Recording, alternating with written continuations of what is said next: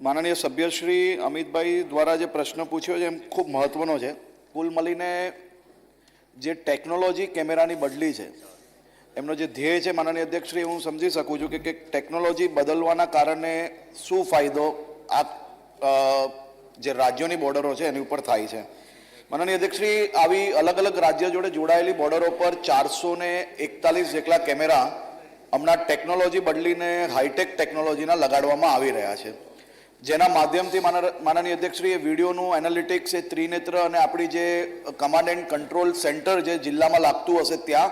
અને રાજ્ય કક્ષામાં બી માનનીય અધ્યક્ષશ્રી અહીંયા એક જ જોડે વિડીયો એનાલિટિક મળે તેના માટેની વ્યવસ્થાઓ ગોઠવવામાં આવી છે.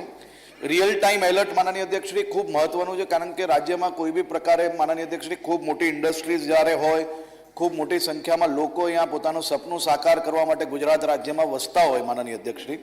ત્યારે કોઈ બી પ્રકારની ચોરી, લૂંટ કે કોઈ બી ઘટના બની હોય અને એ ઘટનામાં જો આંતરરાજ્ય કોઈ ગેંગ હોય કે કોઈ ગુનો કરીને બીજા રાજ્યોમાં જતો હોય તો એ પ્રકારના ગુનેગારો પર નજર રાખવા માટે બી આ કેમેરાઓ માનનીય અધ્યક્ષશ્રી ખૂબ ઉપયોગી બની રહ્યા છે. અને આવનારા દિવસોમાં જે ટેકનોલોજી આપણે હાઈટેક ટેકનોલોજીનો ઉપયોગ કરવા જઈ રહ્યા છે તો તેના થકી આનો ઉપયોગ આપણે વધારે એફિશિયન્ટલી કરી શકશું માનનીય અધ્યક્ષશ્રી. બાબત ક્રમાંક 8 અંદાજ